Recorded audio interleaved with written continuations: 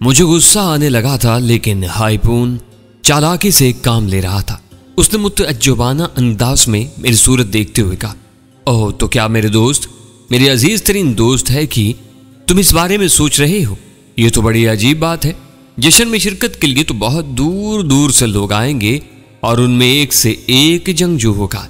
मैंने कोई जवाब नहीं दिया। तब हाइपून खुद ही मेरे बाप से बोला, आपको कैसे मालूम हुआ बुजुर्ग हेडलेस के हैक की ये इरादा रखता है? पूरी बस्ती इसके इरादे से वाकिफ है। हरगिज नहीं, मुमकिन है लोगों ने मजाक में ये बात उड़ा दी हो। क्या आपने हैकी से इस बारे में कुछ पूछा है? और इससे पूछने की जरूरत भी क्या है? और अगर ये जश्न में जाएगा तो मेरे साथ, और मैं इतना अहमक नहीं हूं कि इसके ख्याल को हवा दूं। न सिर्फ हवा दूं, बल्कि अगर इसके जहन में ऐसी कोई हमाकत है तो इसे निकाल दूं। हाँ मेरे बच्चे, तुम समझदार हो। भला एक चरवाहे का बेटा इन सुरमाओं से कैसे मुकाबला करेगा? बिल्कुल बिल्कुल, मेरा ख्याल है मेरा दोस्त इन्हें भी भेड़ें समझता है। हाइपून हंसता हुआ बोला और फिर मेरे बाप से कहने लगा, तो मैं इसलिए आया हूं बुजुर्ग के अपने दोस्त को अपने साथ जश्न में शिरकत के लिए ले जाऊं। तुम्हें तो मना ही नहीं कर सकता। इस नालायक के जहन से खन्नास तो उतर जाए। इस बात की जिम्मेदारी कौन लेता है कि ये कोई हमाकत करने की कोशिश करेगा तो इसे रोक दिया जाएगा? मेरे बाप ने कहा, मैं ये जिम्मेदारी कबूल करता हूं। हाइपून ने कहा, तब ठीक है, मुझे एतराज नहीं है। हेडस ने जवाब दिया और हाइपून ने मेरी कलाई पकड़ ली। उठो है कि मुझे तुमसे कुछ दूसरी बातें करना है, उठो। और उसके बाद उसने मुझे एक लम्हा वहां न रहने दिया और एक सुनसान गोशे में ले आया। कैसी रही? उसने मुस्कुराते हुए कहा, नहायत नामाकूल बात है। मेरा इरादा अटल है। अगर मैं जश्न में जाऊंगा तो इस मुकाबले में जरूर हिस्सा लूंगा। अहमक, बिल्कुल ही अहमक, हाइपून गुस्से से बोला। क्या मतलब? अगर तुम्हारा बाप हेडस से तुम्हें जश्न में शिरकत की इजाजत ही न दे तो तुम क्या करोगे? इसके फैसले से बगावत? मैंने जवाब दिया। वो किस तरह? छुप कर फरार हो जाऊंगा। ओह, लेकिन इसकी जरूरत ही क्या है? उसने तुम्हें इजाजत दे दी है, हाइपून ने मुस्कुराते हुए कहा। लेकिन तुमने उससे क्या वादा कर लिया है? जो किया है ठीक किया है। मकसद तुम्हें यहां से ले जाना था, सो मैंने ये मार का असर कर लिया। अगर तुम बगावत करके जाते तो तुम्हारे जहन में उलझन होती और तुम इस जश्न से पूरी तरह लुत्फ अंदोज न हो पाते और वो दुश्मन से छेड़ न रहती। बाकी रही दूसरी बात, तो ना घोड़ा दूर है ना मैदान, वक्त आने पर देखा जाएगा। लेकिन हाइपून, साफ साफ कह देता हूं, अगर तुमने मुझे मुकाबले में हिस्सा लेने से रोका तो मैं तुम्हारी बात नहीं मानूंगा। बड़ी मुसीबत में गिरफ्तार हो गया है बेचारा हाइपून, और क्यों ना हो। इस घर में इसे किसी लड़की का शौहर बनकर आना है। अरे हाँ, वो तुम्हारी पुष्का का क्या हाल है? तुम उसे मेरी पुष्का क्यों कहते हो? मैं उसे जरा पसंद नहीं करता। हालांकि उसे पसंद किया जा सकता है, लेकिन जहन में परसिफून रची बसी हो, वो भला किसी पुष्का को क्या अहमियत देगा? खैर, इस बदकिस्मत लड़की के लिए अफसुर्दा होने के सिवा क्या किया जा सकता है। परसिफून वाकई चालाक थी। मैं उस हसीना की ज़हनियत से अच्छी तरह वाकिफ था, लेकिन इस सिलसिले में मेरी अपनी ज़हानत पोशीदा थी। और उसकी वजह यह थी कि माजी में कोई रद्दो बदल मुमकिन ही ना थी, बल्कि अगर मैं ऐसी कोई कोशिश करता तो नाकाम भी हो सकता था। चुनांचे इसीलिए मेरे बाप ने जाते वक्त कुछ हदायत मुझे की थी और हाइपून ने बसद खलूस उन्हें तस्लीम कर लिया था। उसने किसी बात में कोई तारुज़ नहीं किया था। उसके अलावा उसने मुझसे भी इल्तिजा की थी कि मैं खामोश रहूं और इस बात में दखल अंदाजी न करूं। ये उसने मेरे बाप को तैयार कर लिया था इस बात पर कि वो बखुशी मुझे इजाज़त दे दे, और मेरा बाप पूरी तरह मुतमईन था। चुनांचे मैं भी अपने घोड़े पर सवार हो गया और हम दोनों चल पड़े। फिर जब हमने पहली मंजिल पर कयाम किया तो हाइपून ने इस बारे में संजीदगी से मुझसे गुफ्तगू की। हाँ मेरे जवान साथी, अब तुम बताओ तुम्हारे इरादे क्या हैं? किस बारे में? मैंने सवाल किया। क्या वाकई तुम जश्न के मुकाबलों में हिस्सा लेना चाहते हो? हाँ, मेरा ख्याल है मैं तुमसे उम्र में कुछ बड़ा हूँ। चुनांचे इन लम्हात के तजर्बे को मद्दे निगाह रखते हुए मैं भी तुमसे यही कहूँगा कि इस ख्याल को तर्क कर दो और नाराज़ होने की बजाय मुझसे इस बारे में बहस करो कि मैं तुम्हें क्यों मना कर रहा हूँ। मैं इस बारे में किसी मशवरे की जरूरत महसूस नहीं करता। खैर, एक बात बताओ। पूछो, मैंने बेजारी से कहा। क्या तुमने परसिफून को देखा है कभी? नहीं, मैंने देखा है, उसने कहा। और क्या वाकई? उसकी शक्ल सूरत कैसी है? ऐसी कि अगर एपिटस मेरी औलादों को भी यह हुकूमत बख्श दे तो मैं इससे शादी ना करूं। यार तुम ये तो सोचो कि अगर बीवी खूबसूरत ना हो तो क्या हुकूमत को चाटा जाए? परसिफून खूबसूरत ना हो नामुमकिन है। नहीं, ये बिल्कुल दुरुस्त है, तुम खुद देख लोगे। हाँ, ये बताओ, अगर वो खूबसूरत ना हुई तब फिर तुम इस मुकाबले में हिस्सा लोगे? हरगिज नहीं। एक वक्त उसकी जियारत कराई जाएगी, वो दूसरों के सामने जरूर आएगी, कम अज कम उनके सामने जो इसके लिए चाहे निछावर करेंगे। बस तो फिर यह फैसला उस वक्त पर हो जाएगा। हाँ, अकल की कम अज कम एक बात कही तुमने, हाइपून ने हंसते हुए कहा। और फिर हम इधर उधर की बातें करने लगे। हाइपून ने अपनी दानिश में गोया मुझे किसी हद तक राम कर लिया था, लेकिन माजी कभी नहीं बदलता। हमने दूर से खैमों का शहर आबाद देखा। यह शहर रोशनियों से जगमगा रहा था। इसको खूब रोशन किया गया था और इससे काफी खूबसूरती पैदा हो गई थी। ऐसा हसीन सजाया गया था इस इलाके को कि देखकर आंखें खीरा हो जाती थी। मैं दिलचस्पी से ये सारे मनाजिर देख रहा था। मेरा दोस्त हाइपून दूसरे कामों में मसरूफ था। उसने अपने लिए भी एक खैमा हासिल किया था और इसे लगाने के लिए मुनासिब जगह तलाश करने लगा। मेरे मशवरे पर हाइपून ने अपना खैमा एक खास जगह दूसरे खैमों से हटकर एक छोटी सी गुनगुनाती नदी के करीब लगाया था, जिसका पानी बेहद शफाफ था और जिसकी तह साफ नजर आती थी। इसमें गोल और खूबसूरत से पत्थर नदी के शफाफ पानी में बहुत हसीन दिखाई देते थे और हाइपून ने भी इस जगह को बेहद पसंद किया था। लेकिन हम खैमों की रोज से कुछ हट गए हैं हकी, उसने अपना खैमा नस्ब करते हुए कहा। इससे क्या फर्क पड़ता है हाइपून? इस जगह खैमा लगाने पर कोई पाबंदी तो नहीं है, और फिर कौन सा ज्यादा फासला है? यहाँ से खड़े होकर हम सबको ही देख सकते हैं और इस गुंजान जगह की निस्बत ज्यादा पुरस्कून है। हाँ, इसमें कोई शक नहीं है मेरे दोस्त, और यूं भी तुम जानते हो तुम्हारा दोस्त हर मामले में तुमसे मुत्तफिक होता है, हाइपून ने कहा। और थोड़ी देर के बाद खैमा नस्ब हो गया। तब हमने अपने घोड़े खैमे की पुष्ट पर बांध दिए और सफर की थकान दूर करने के लिए आराम करने लगे। बाज़-औक़ात में अपनी कैफियत में नुमाया तब्दीली महसूस करता था, यानी मेरी जिस्मानी हैसियत वो नहीं थी जो मेरी असली शख्सियत के साथ थी। क्योंकि मैं माजी के किरदार में ढल गया था, इसलिए एक आम इंसान था और इन खुसूसियात से खासा दूर चला गया था। और जो मेरी ज़ात का खासा थी या फिर मेरी ज़ात में पोशीदा थी, ये सिर्फ इस वक्त महसूस होता था जब मैं खुद को महसूस करता था। लेकिन जब मैं खुद को इस किरदार में जम समझता तो मुझे कोई एहसास नहीं होता था। लेकिन जब मैं अपने जहन को टटोलता और गालिबन लाशऊर में झांकता तो मेरी शख्सियत उभर आती थी और फिर मुझे वो सारी बातें एक ख्वाब के मानिंद महसूस होने लगती थी। इस वक्त शायद मैं अपनी असली हैसियत ही में आ जाता था। मैंने ही जानता था कि मेरी जिस्मानी साख्त पर भी वो चीज़ असरअंदाज होती है या नहीं।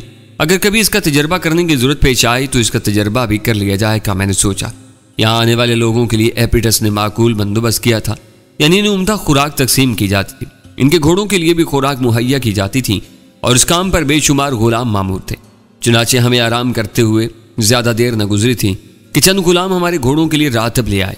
हाइपून ने रातब ले लिया और इन्हें घोड़ों के सामने रख दिया। फिर वो इनमें से एक गुलाम से कहने लगा, भाइयों मैं खुद भी भूखा हूँ।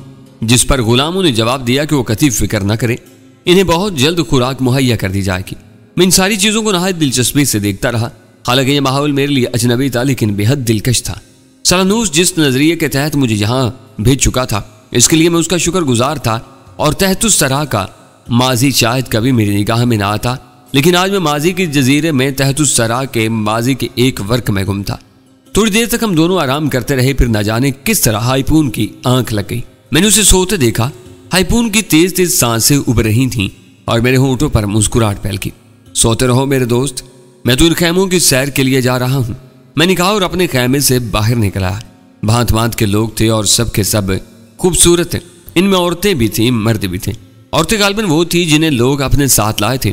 कुछ औरतें मकामी थीं जो सैर व तफरीह की गर्ज से और कुछ अपने रिश्तेदारों से मुलाकात के लिए यहाँ आ गई थी। माहौल काफ़ी हद तक बेतकल्लुफ था। दूसरे मानों में एक ऐसा माहौल जिसे काफ़ी हद तक दिलचस्प दिलकश कहा जा सकता था। कोई ऐसे इकदार न थे कि मर्द औरत से दूर रहे। जश्न के सिलसिले में नाच गाने हो रहे थे, मौसीकी की तेज लहरें उभर रही थीं और हर शख्स अपनी अपनी धुन में मस्त था। इनमें वही नहीं थे जो शहजादी परसिफुन के लिए मुकाबला करने आए थे, बल्कि ऐसे लोगों की तादाद तो उंगलियों पर गिनी जा सकती थी। हाँ, जश्न में शिरकत के लिए आने वाले बेशुमार थे और ये सब एपिटस के रिश्तेदारों में से थे। मैं खुद भी इन्हीं की मायियत में खैमों के शहर में घूमता रहा। कई जगह नाच रंग देख कर मैं रुका। रकासाएं अपने फन का कमाल दिखा रही थी। इनके जिस्म बेहद खूबसूरत थे और अदाएं बेहद दिलकश। लोग गौल दर गौल इनके गिर्द जमा थे और वो इनका दिल बहला रही थी। कई जगह मुझे कई लड़कियां बेहद पसंद आई, लेकिन दुख की बात यह थी कि हकीकी की हैसियत से मैं परसिफुन के लिए मुकाबला करने आया था और इस सूरत में मुझे कोई ऐसी ओछी या चचोरी हरकत नहीं करना चाहिए थी जिससे मैं दूसरों की निगाहों में आऊं और फिर परसिफुन के लिए मुकाबला करने के काबिल न रहूं। जाहिर है शहंशाह एपिटस अपनी बेटी के लिए किसी पुरवकार का इंतखाब करना पसंद करता और कोई ऐसा आदमी जो किसी रकासा के साथ रंग रलियों में मसरूफ हो जाए काबिल एतबार नहीं हो सकता और यकीनी तौर पर इसके लिए मुकाबले में शामिल होना दिक्कत तलब अमर बन जाता। चुनांचे मैंने इन रकासाओं को दूर ही से देखने पर इक्तिफा किया और अपने तौर पर खुद को मुतमईन करके आगे बढ़ता रहा। खैमे इतने तवील व अरीज इलाके में इस्तादा थे कि इनके दरमियान एक वक्त में घूम लेना मुमकिन नहीं था। ताहम मैं जितनी दूर तक घूम सका घूमता रहा। फिर मैंने वापसी की सोची। काफी देर गुजर चुकी थी और मेरा ख्याल था कि कहीं मेरा दोस्त हाइपून जाग ना उठा हो और जागने के बाद कहीं मेरे लिए परेशान न हो। चुनाचे मैं वापस अपने खैमे की जानिब चल पड़ा।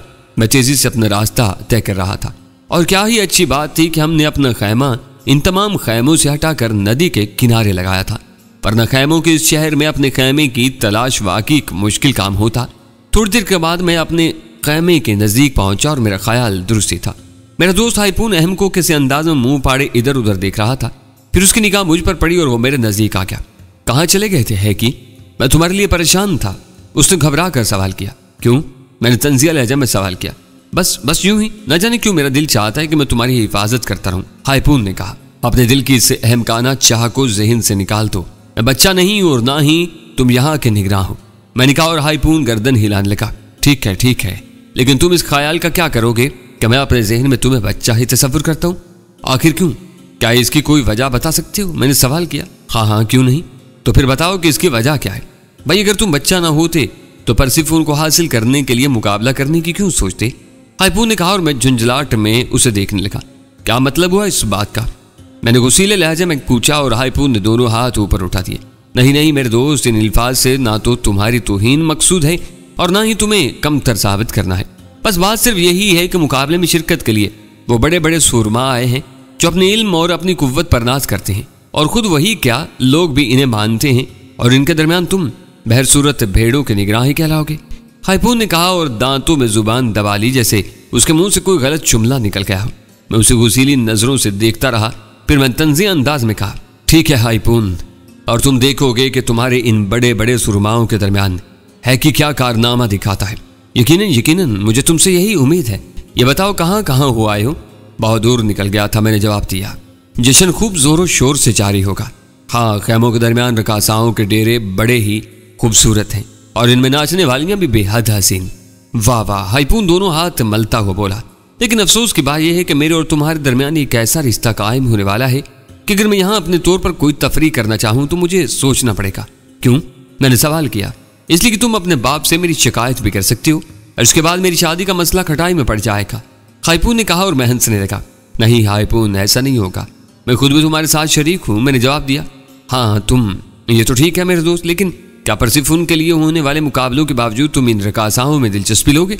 दरअसल मुझे नहीं मालूम हाइपून के परसिफोन के लिए मुकाबला करने में क्या क्या जराए इख्तियार करने पड़ते हैं, लेकिन अगर हम दूसरों की निगाहों से पोशीदा ही रहें और इस वक्त तक खुद को जाहिर न करें, मेरा मकसद ये है कि ये ना बताएं कि हम में से एक परसिफोन के लिए मुकाबला करने वालों में शामिल है, तो हम अपने तौर पर तफरी कर सकते हैं।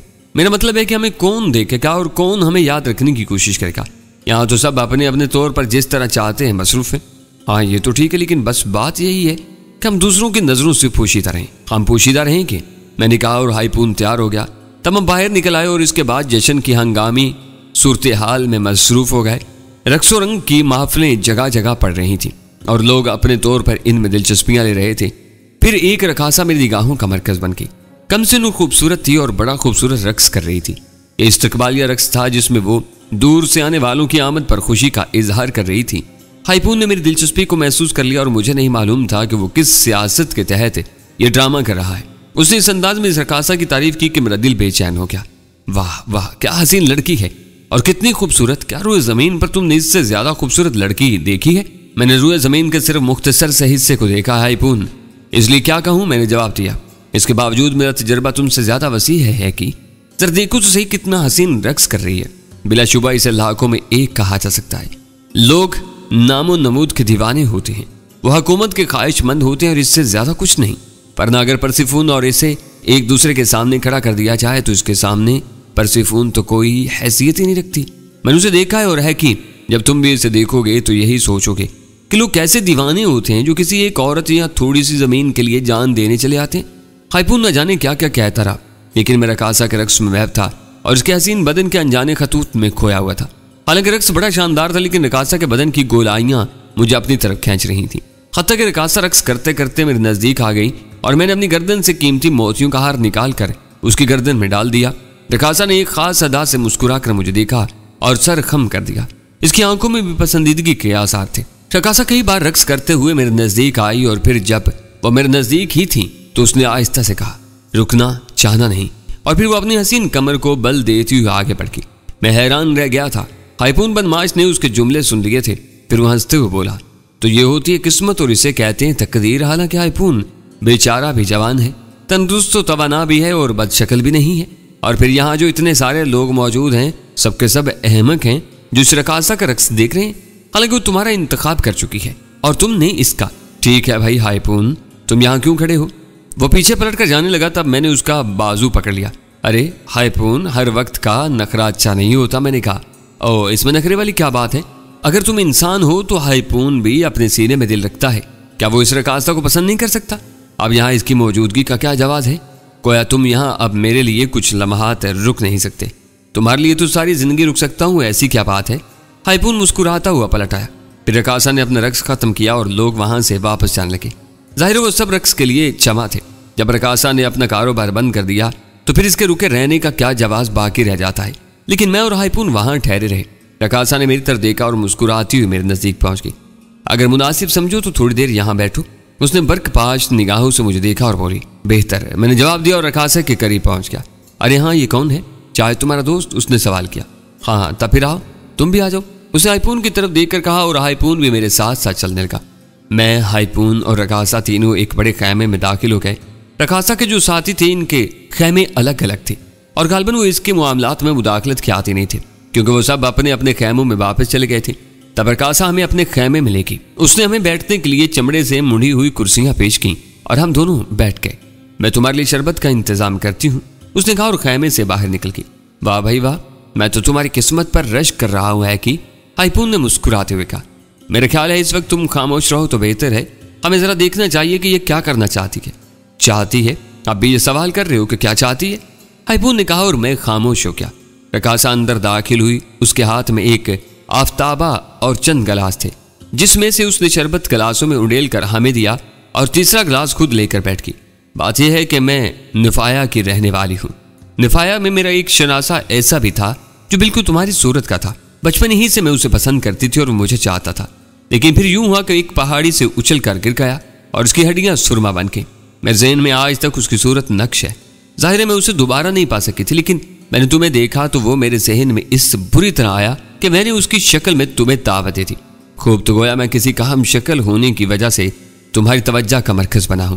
मैंने सवाल किया, तो इसमें हर्ज ही क्या है? जाहिर अगर रकीब रुस्या मौजूद ना हो तो फिर ऐशी होते। और रकासा मुस्कुराने लगी। ठीक कहा तुमने, लेकिन मैं तुम्हारे नाम से अभी तक वाकिफ नहीं हूं। रकासा ने सवाल किया। यह है कि और मेरा नाम हाइपून। हाइपून ने जल्दी से जवाब दिया और मैं मुस्कुराने लगा।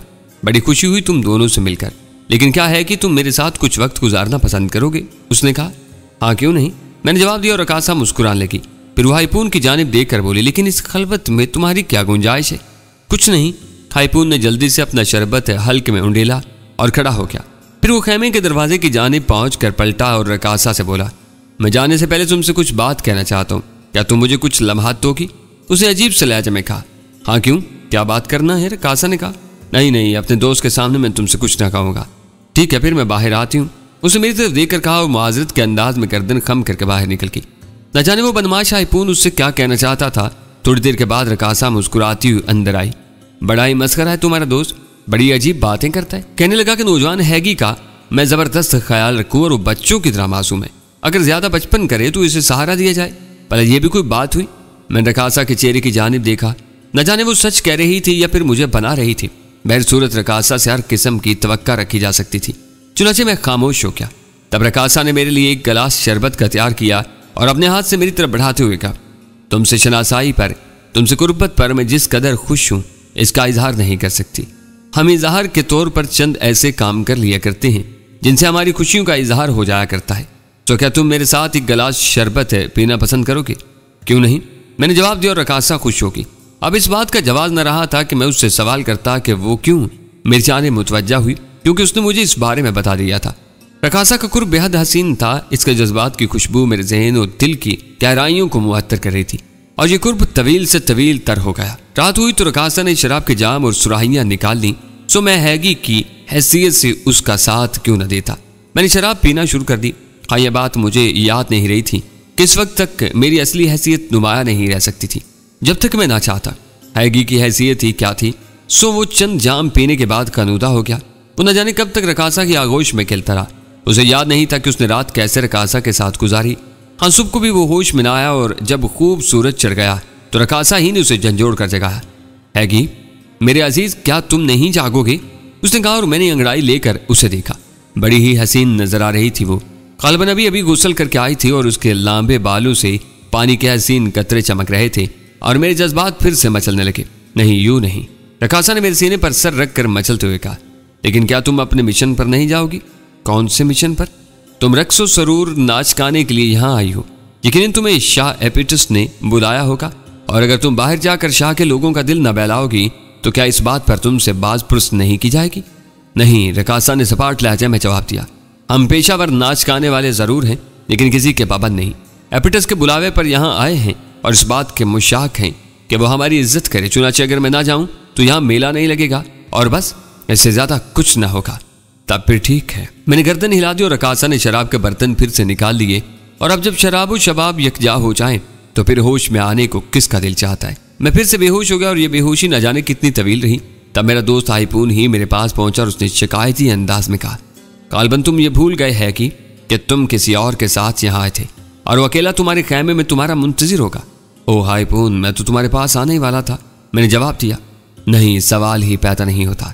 जब तक ये कताला यहाँ मौजूद है तुम्हारे पास पहुंचने का कोई इम्कान नहीं है। और तुम भला हाइपून को याद करोगे? नहीं, ये दुनिया बड़ी बेवफा है और इंसान बड़ा बेमुरव्वत। बरसों की दोस्ती भूल जाते हैं और खुशी के चंद लम्हात को हमेशा याद रखते हैं।